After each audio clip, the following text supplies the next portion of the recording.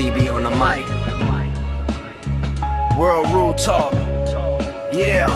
CB break it down, yeah, the host with the vision. From the classics to the new, every film get precision. Obscure reels hitting gems, yeah, we dig in the vault. Every frame get examined, every angle we talk.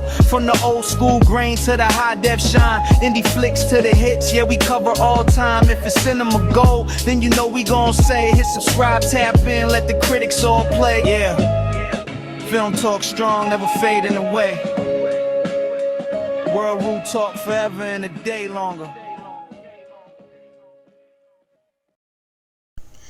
Yo, what up though? This is your boy C. to the B. coming at y'all with another movie review. So, ladies and gentlemen, we are on week 2 of August, aka The Businessmen. So last week, we talked about the movie The Founder, which is one of my personal favorite films. You know what I'm saying? One of the best movies I've seen of all time. You know what I mean? And then this week, we're going to be talking about another movie that I like. You know what I'm saying? Some people don't like it, believe it or not, but I liked it. You know what I'm saying? Like, I didn't really have an issue with it. I'll give it a score now. Like, for me, it definitely gets, I give it an 8 out of 10.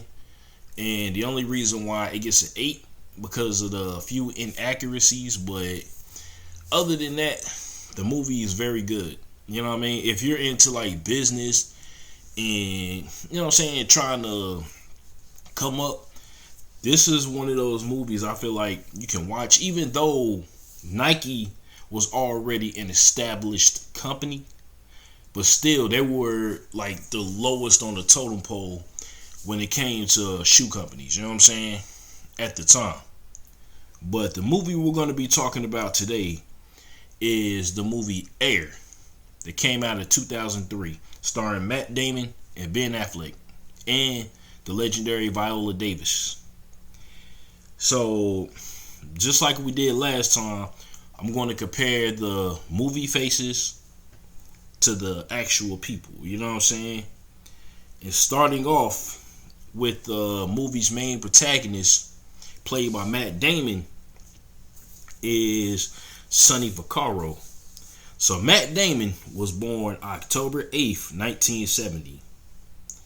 And he has, you know what I'm saying, his filmography is pretty good.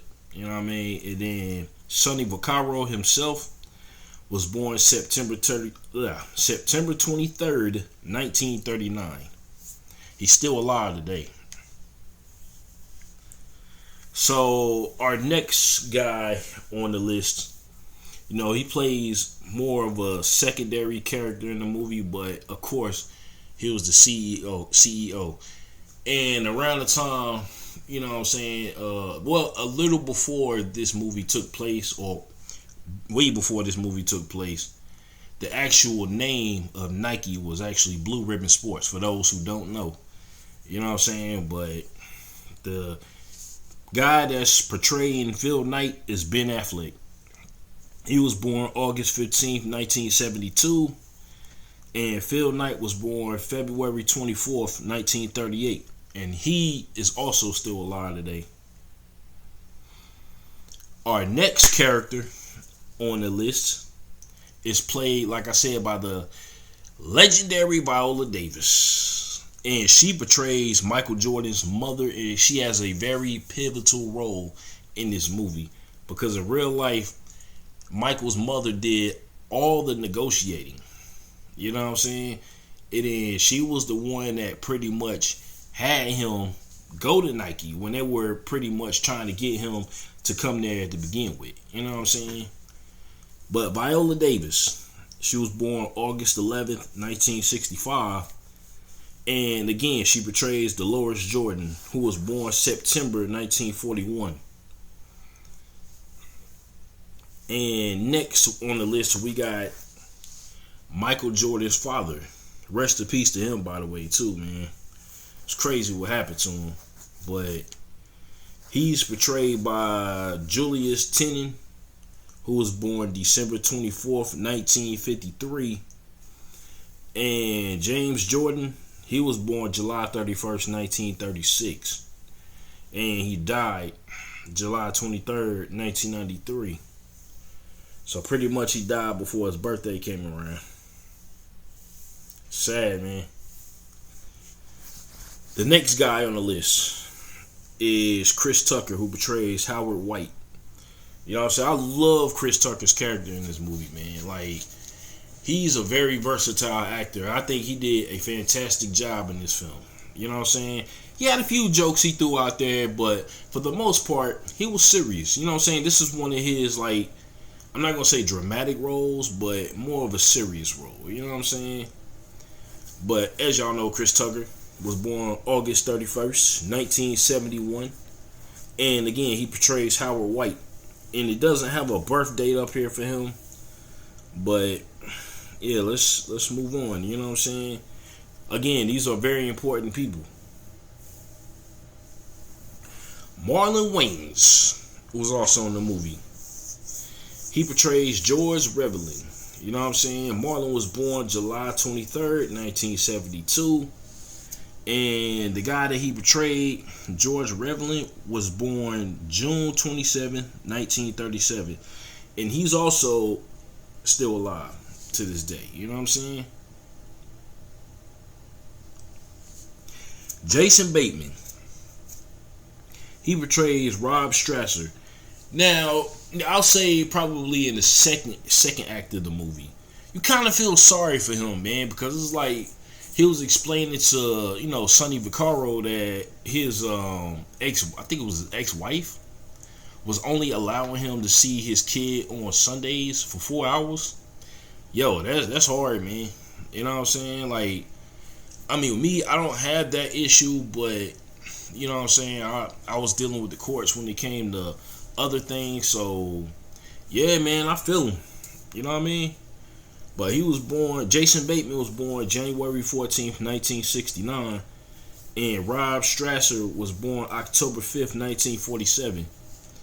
But he also passed away October 15th, 1993. It's a lot of people dying in 93. It's crazy. Chris Messina. He was born August 11th, 1974. Now, this was one of the characters in the movie he was pretty funny. It was a particular scene where Matt Damon's character, Sonny Vaccaro, and the guy that he portrayed, David Falk, who was born 1950, they had a conversation over the phone. Now, this scene had me dying. I'm not even going to front. Like, you know what I'm saying? After David Falk, after he found out that Vaccaro went to North Carolina to try to pitch a, you know what I'm saying, the deal with the Jordans, he was pissed. Like, he was on fire. Like, the stuff he was saying in this movie, like, yo, he said something like, yo, I'm gonna nibble your balls. I'm gonna eat your balls. And I was like, yo, what the fuck? Yo, I ain't never heard nothing like that, man. That's yo, if they ever had a conversation like that in real life, that shit would have been hilarious, man. But yo, that right there, that had me just rolling off the couch laughing, man, like for real. But again, never say that to nobody. I don't care how pissed you are. But yeah, moving on. So now we get into the historical accuracy about the movie. You know what I'm saying? So anybody who's seen this movie knows that Michael Jordan wasn't really depicted in the movie. He was in it technically, but not really. Because every time you seen him, you only seen the back of his head. But I'm about to read right now as to why he wasn't really depicted in the movie. You know what I'm saying? So let's get into that. Why isn't Michael Jordan depicted in the Air movie? You might be curious why a movie about Michael Jordan's monumental 1984 shoe deal with Nike doesn't actually show the basketball superstar, at least not his face. In researching the Air true story, we learned that director Ben Affleck, which I didn't even know Ben Affleck directed this film. You know what I'm saying? I just found that out. I'm an idiot. But anyway, who also stars in the movie as the Nike co-founder and CEO Phil Knight, said that the main reason he chose not to depict Michael Jordan in the movie was out of deference to him and because he's so famous and familiar to the people that no one would be able to portray him without the audience saying this is a knockoff Michael Jordan. I kind of figured that was the case because I'm like, alright, the first time I seen this movie, because I done seen this movie like a total of 3 times already, but the first time I seen it, I was wondering why they wouldn't show his face, but I mean, he might just be one of those guys you can't depict, you know what I mean? So, he might be right about that. But, though we never saw his face, you might be wondering who's the actor who portrays Michael Jordan in the Air movie. Damian Young is the actor who portrays Jordan in the film. We hear Young utter a couple of words or dialogue and see the back of the actor's head during crucial meetings with Jordan's mother, Viola Davis, and father Julius Tennant. Keeping him hidden and almost entirely muted during these meetings led us to believe that he had a little agency of his own, despite that not being the case. And yeah, technically you do hear him, like in one scene I do remember, you hear him when he comes to the phone. And all he says is hello. That's the only time I remember him speaking at all. But moving on. Jason Bateman's character, marketing specialist Rob Strasser, states in the film, a shoe is always a shoe, just a shoe, until someone steps into it. The line reveals the gamble that Affleck took in not actually showing the man who so directly inspired the design of the Air Jordan. In fact, as we see the movie, it's well known that Nike's strategy was to design the shoe to fit Jordan's personality, rather than forcing an 18-year-old future NBA superstar to embody a shoe that did not represent him.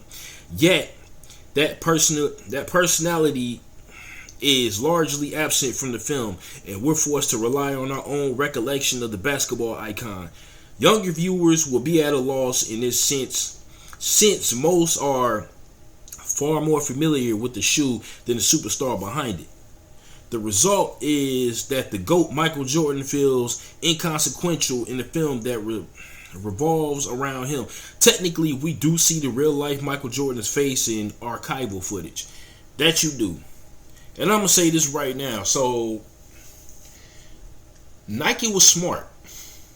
Like, you know what I'm saying? Despite the fact that they were lowest on the totem pole behind Converse and Adidas back in 1984, what they did was the smartest shit ever. Because the other two companies were signing like 2, 3, 4 players at a time.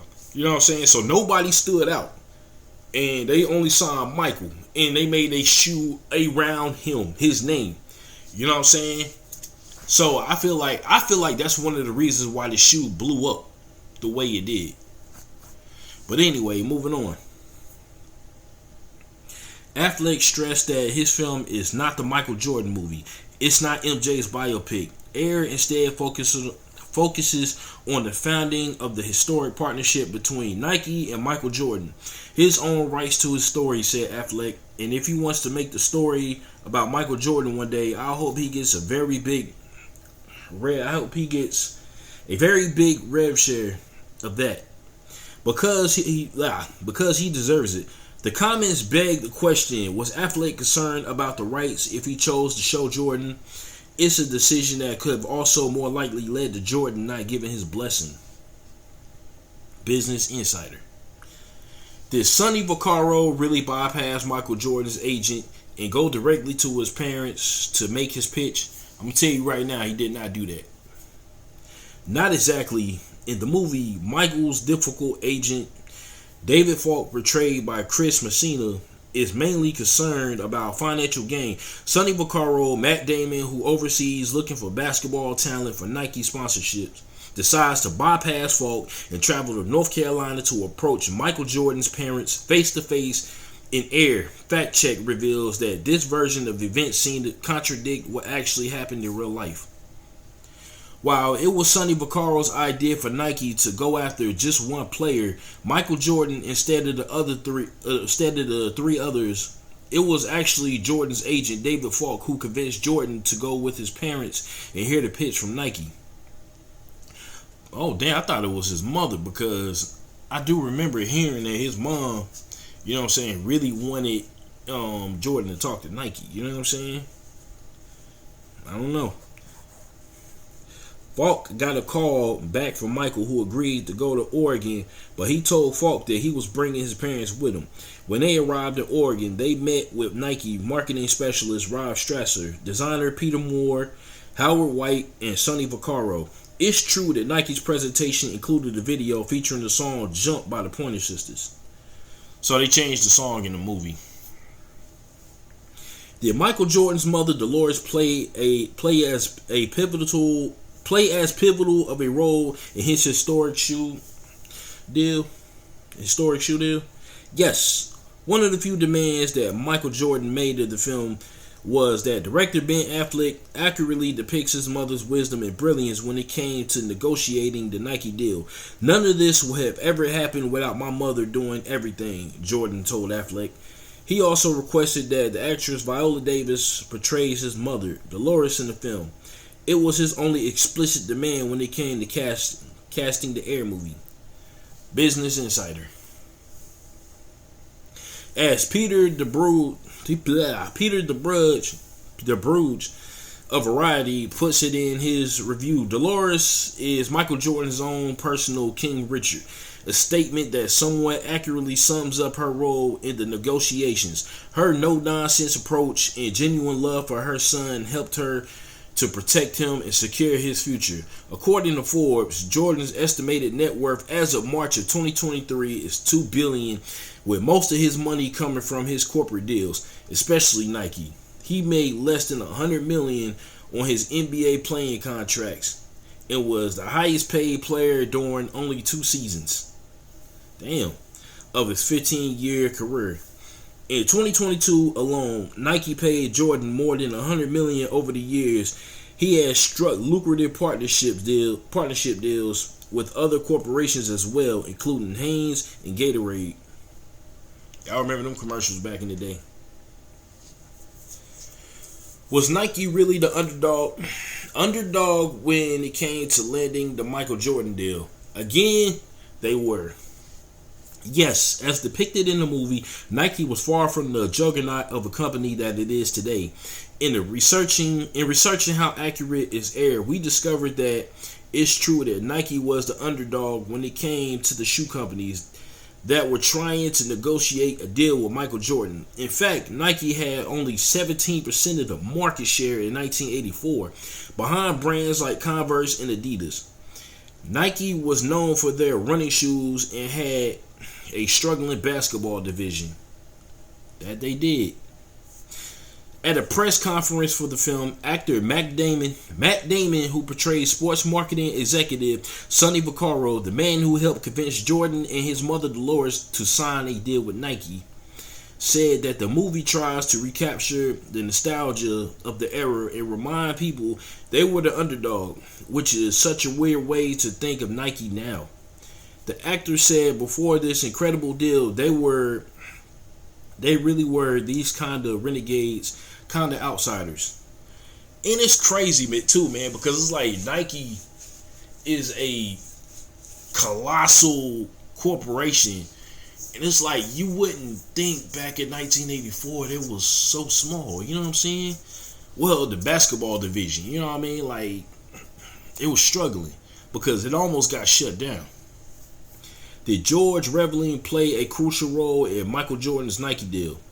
Yes. While exploring the Air fact versus fiction, we discovered that Michael Jordan insisted that George Reveling be featured prominently in the film. Actor/comedian Marlon Wayans portrays Reveling, who was the assistant coach for the Team USA when Jordan won gold at the 1984 Olympics in Los Angeles.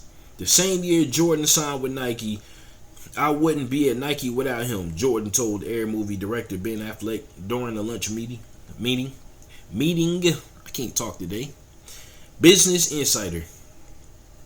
Is Howard White Chris Tucker's character based on a real person? Yes, when the real Howard White's NBA career got derailed by knee injuries, he switched gears and went to work for Nike. While researching the Air movie, True Story, we learned that White was instrumental in helping Michael Jordan weigh the deals that had been presented to him by various brands including Converse, Adidas, and Nike. However, White will go on to become the vice president of the Jordan brand. I was like, maybe I could get Chris Tucker to play Howard White. I've always wanted to work with Chris Tucker. Director Ben Affleck recalled saying to Jordan over lunch, and he was like, I know Chris. Problem solved. What were the details of Michael Jordan's contract with Nike? A rookie at the time, Michael Jordan's Nike deal that he signed in 1984 was worth $500,000 per year in addition to royalties. Forbes. I heard that Viola Davis, real life husband, portrays Michael Jordan's father in the movie. Is that true? I didn't even know that. You know what I'm saying? I didn't even know these two were married. That's crazy, yo. Guess I don't keep up with celebrity gossip and all that other stuff. So yeah, I'm not really surprised. I didn't know that. Maybe y'all are, due to the fact that I've seen the movie 3 times, but I didn't know. Yes, director Ben Affleck cast actor Julius Tennant to play Michael Jordan's father, James Jordan. Not only does Tennant portray the husband of Viola Davis's character in the movie, he is also Davis's husband in real life as well. Davis and Tennant met in 1999 when they were both working on the CBS series City of Angels. They married in 2003. The Air True Story reveals that in real life, Michael Jordan's father, James Jordan, was tragically killed on July 23, 1993. He had been out golfing. He had been at a golf outing during the day and decided to pull over on the side of the road of a North Carolina highway to take a nap.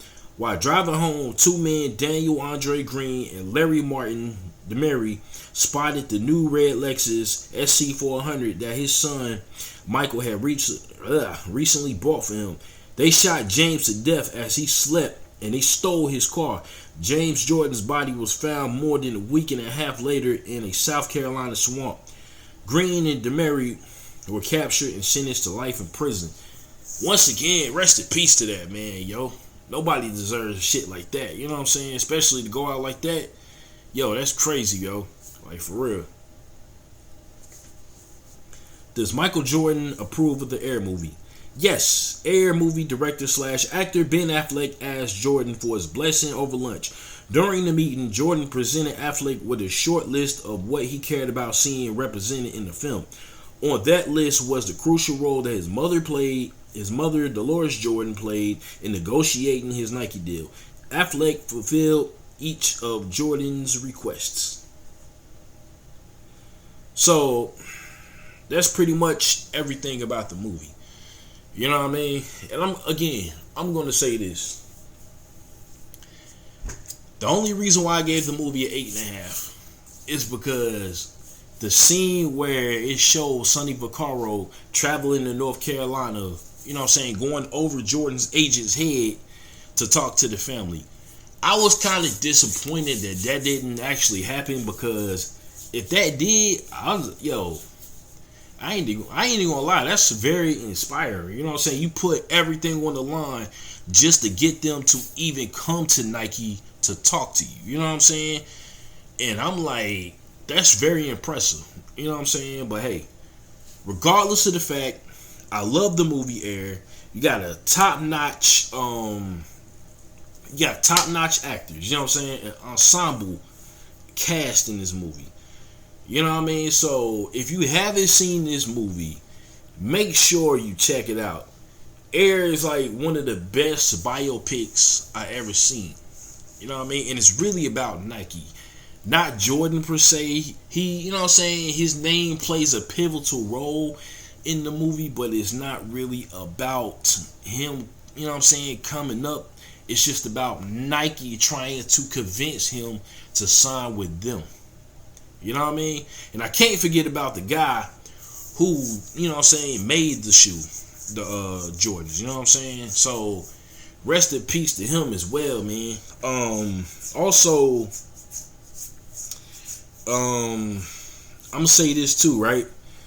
So they say that he was the one that came up with the name. You know what I'm saying? Which it was actually Jordan's agent that came up with the name, but they gave him the credit. You know what I mean?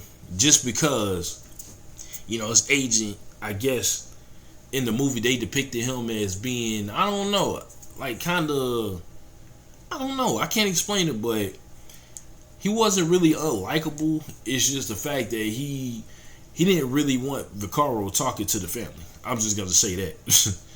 But yeah, man, I know I sound like a broken record once again, but if you haven't seen this movie, check it out. I think you'll like it. But anyway, that's my review for Air. And I appreciate y'all for listening to me yap. You know what I'm saying? Trip over my words because I don't have a script. All of this is off the top of the dome. So next week, we're going to be back here talking about the movie Jobs. A lot of people like the movie Steve Jobs, but I don't know. I think Jobs is better because the movie Steve, I've seen both of them. You know what I'm saying? One movie is about his life, you know what I'm saying? Like from before he started Apple and then after he became successful with Apple. The other movie was mainly about different Apple releases. You know what I'm saying? Different presentations and all that. But people prefer that one better. But I like Jobs. You know what I'm saying? I can't even front. But again, stay tuned for that. And I will talk to y'all next week. Alright? Peace.